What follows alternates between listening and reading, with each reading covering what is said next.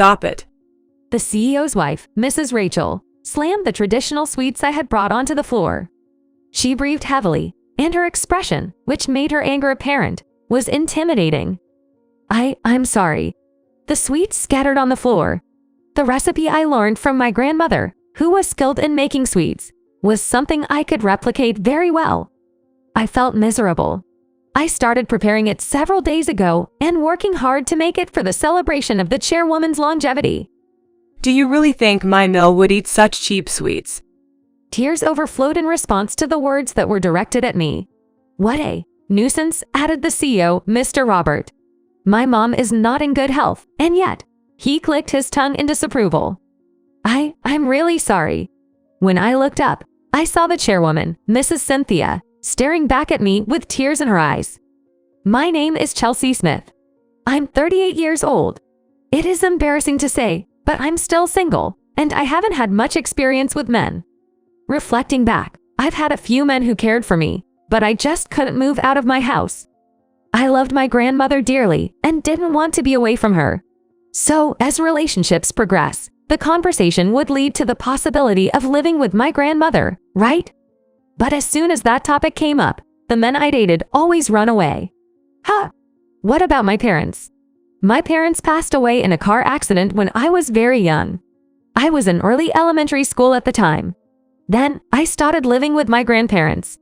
I had everything I needed and was very happy. Well, stories of protagonists who suffer from mean grandparents would be more exciting, I guess. I'm sorry. I led a mundane life. Perfectly ordinary, without any particular hardship. Losing my parents was extremely sad, though. Thanks to my grandparents who dealt with me seriously, I think I was able to recover at an early stage. The story I'm about to tell happened at the chairwoman's longevity celebration. Mrs. Cynthia, the chairwoman, started living with her son and daughter-in-law, the current CEO, after her husband, the previous CEO, collapsed from a heart attack. The sudden collapse of the CEO had a significant impact on the company, and Robert, who was not only his son but also an employee, had a hard time taking over. Ever since her husband's death, the once cheerful Cynthia's face lost its smile, and she started to visibly weaken. So it became the job of the CEO's wife, Rachel, to follow in Cynthia's footsteps. What happened then? Ever since she lost her husband and her job, Cynthia had been sinking into depression. I often saw Cynthia, frail and weakening, in the neighborhood and hesitated to approach her. I didn't really have anything appropriate to talk about. I'm very unsociable, and it took a long time to get along with people in the same department. Even more so with the chairman's wife. It would be rude to speak casually.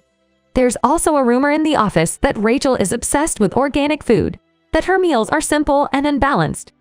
It seems she's quite particular about her own lunches. If you were caught eating something like instant noodles within Rachel's sight, she'd get very upset. With such concerns, the rumors about the chairwoman were circulating among the employees along with voices of worry. A longevity celebration, is that correct? I had been called by Ms. Rachel to discuss something. It was about inviting Miss Cynthia to our office next Thursday for a party. Let's go all out and celebrate, even get catering. And to spread the word among all employees, please handle the printouts and emails, Rachel said. Do you want me to take care of the venue decorations and the catering arrangements? I asked. Oh no, that's fine. A friend of mine will take care of it. Her restaurant is really good. Rachel showed me a page from a magazine featuring a chic cafe. This place is also vegan. Vegan? That means they don't use any animal-derived products. Really? No matter how many times I read the explanation, I couldn't quite grasp it.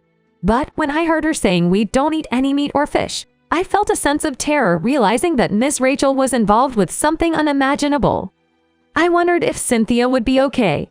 I know that having biased opinions isn't good, especially as an adult. But we've been eating these things for so long, if they were suddenly taken away from us, wouldn't it upset the balance inside our bodies? No, veganism does exist, so I guess you could survive. It seems there is always a world unknown to me, no matter how old I get. Despite my anxiety about Rachel's long life celebration, I went on with my work. The next day, I posted the long life celebration announcement on the notice boards on each floor, and then sent out an email to all employees. Being in the General Affairs Department, which also doubles as a jack of all trades, a task or two like this was a piece of cake. "Are you going to bring anything to celebration?" my colleague, John, asked, and I found the piece that had slipped out of my mind. "I'll play it safe with a handkerchief," said John, pouting his lips. "I have to go to the department store over the weekend." He seemed a little reluctant. As for me, in a company mostly comprising women, I felt like they received many small gifts. I don't want to give the same gift as others do. I racked my brain for a good idea and decided to make traditional sweets my grandmother taught me. She didn't own a shop, but she had a fair number of fans who loved her traditional sweets, and many people came to her house just to get them. My grandmother, who was good with hands, was not only good at making traditional sweets, but also knitting, embroidery, and was truly admirable. I was rather clumsy, but still, I loved making traditional sweets with my grandmother on weekends. Brewing and drinking tea with my grandparents after the meticulous work of making the traditional sweets. Even now, when I think back on it, it's the warmest memory. When I got home from work and before I started cooking, I pulled out a notebook where I'd compiled the recipes my grandmother taught me. Which one would be good for Cynthia? Since it's summer, something refreshing would be nice. With every turn of the page, my clumsy handwriting and the illustrations of the completed sweets drawn by my grandmother tugged at my hot strings. Oh, I miss Grandma. My grandmother was very kind. Even when I couldn't do the decorations well, she patiently taught me. She sincerely engaged with everything I wanted to do until I was satisfied. The next day, I finished work early, so I went to a grocery store to get the ingredients for the traditional sweets and made a prototype. I did a better job than I expected, and I couldn't wait for the day to give it to Cynthia. The celebration party started on time, and Cynthia, the guest of honor, was brought on stage, and Rachel gave the opening speech. As I gazed at the catering, a few of the female employees muttered complaints. "I wanted to eat meat." While it was popular with the women, the men seemed unsatisfied. Still, several male employees piled up their plates saying, "It seems healthy." Soon after, it naturally transitioned to giving presents to Cynthia. Looking at the line, it seemed about 40% had brought something. Cynthia opened the gifts in front of everyone and thanked each one personally. This is something my grandmother taught me," I said nervously as I handed over the traditional sweets, and Cynthia's fluffy white hair bounced happily. "Hey, what is this?" But it seemed Rachel was different. She snatched the box of traditional sweets from Cynthia and threw it on the floor. Everyone was baffled at first, but when a bystander nearby let out a small scream, all attention was drawn to the scene. "Don't give her such a thing. Stop it." I just stared at the sweets scattered on the floor. "How could you let my mother eat this?" Robert, who had heard the commotion, rushed over. What happened? "She was giving your mother traditional sweets. Homemade ones." "Homemade? There's no way my mother would eat such commoner sweets," Robert laughed. I crouched down, starting to pick up the sweets, muttering I'm sorry. Cynthia was the one who raised her voice. "You people." She crouched next to me and began scooping up the bean paste that had fallen to the floor. "Mill, this is disgraceful. Please stop." Rachel tried to help Cynthia up, grabbing her arm. "Please stop. Enough is enough." Cynthia's words made Robert and Rachel turn pale as they tried to soothe her. What's happening? Why are you all shouting like that? This young woman's grandma's my dear friend. She saved my life. And you treat the traditional sweets she left behind like this. Tears streamed down Cynthia's cheeks as she shouted.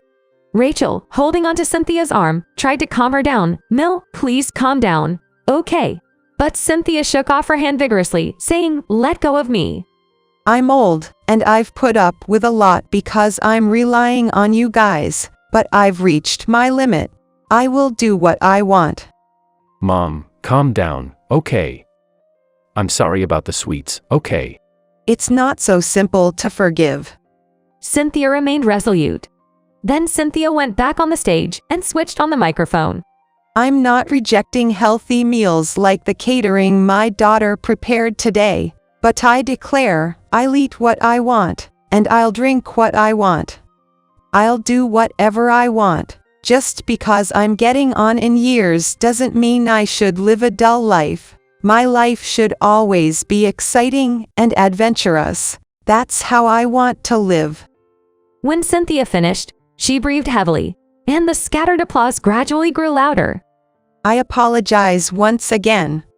After the party, she called out to me as I was about to leave. The traditional sweets you gave me was treated like that. I finally managed to express my feelings. Thank you. I didn't do anything. Cynthia held the damaged box that held the sweets tightly.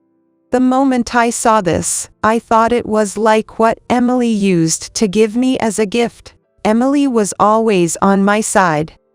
Whenever I was going through a tough time, Emily would always make me traditional sweets. You have no idea how much it supported me. This time too, Emily, and you gave me courage.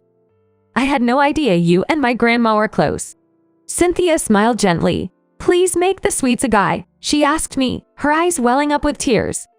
I sat in front of the home altar, reporting the events of the day. Why didn't you tell me you were friends with Cynthia? I was very surprised. Apparently, Cynthia kept it a secret because she thought I might act overly formal if I knew we were acquainted. Besides, you're very diligent and thoughtful. If you knew Emily and I were friends, you might think you got the job because of connections, not your abilities. Cynthia had laughed. True. Now I can handle my job, knowing their relationship doesn't bother me. But if I had known that when I still made a lot of mistakes and had to learn the ropes, I might have been overwhelmed by feelings of self-blame, thinking that I caused trouble for the company by getting in through connections and possibly being crushed by guilt. Life works in mysterious ways. Grandma, I think I'm going to try making traditional sweets again. I was excited to make them after a long time. Maybe one day I'll make some that I come up with myself. I wonder if Cynthia would like it. The recipe book, handed down from my grandmother, looked well used, the cover worn and weathered, seeming to reflect the years it had seen. Please keep watching over me, everyone. It's okay. I'm doing fine. Don't worry. After finishing telling today's event with a smile, I headed to the kitchen to start making snacks. I'm still thirsty, so I'm gonna drink a beer in the fridge. I'm off tomorrow. I can finally kick back and relax to my heart's content. I'll try making some prototype of new sweets. Looks like it's been a while since I've had a lazy weekend coming up.